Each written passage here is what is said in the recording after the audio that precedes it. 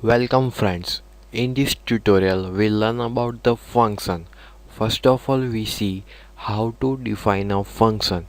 A function definition consists of the function name, parameters and body.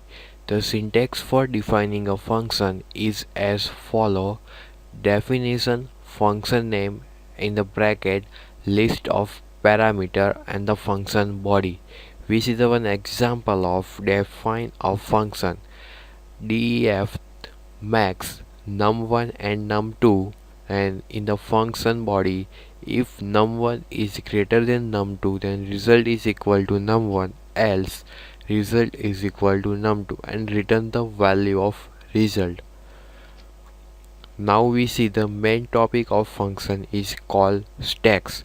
Each time a function is invoked, the system creates an activation record that stores its arguments and variables for the function and places the activation record in an area of memory known as a call stack.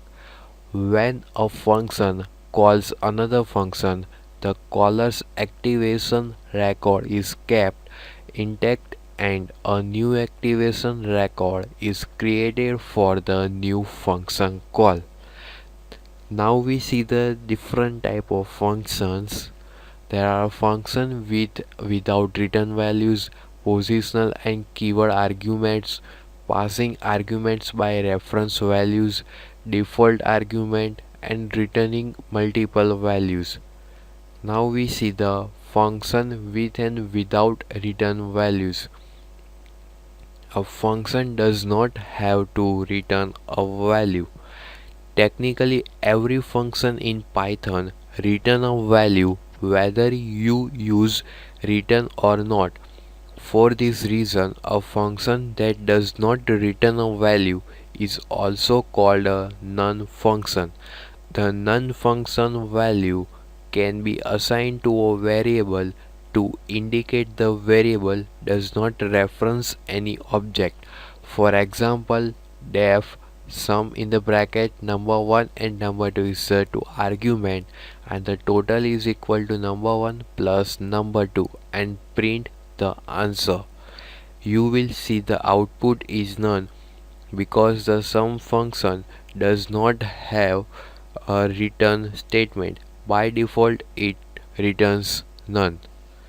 Next we see the positional and keyword arguments. A function arguments can be passed as positional argument or keyword argument.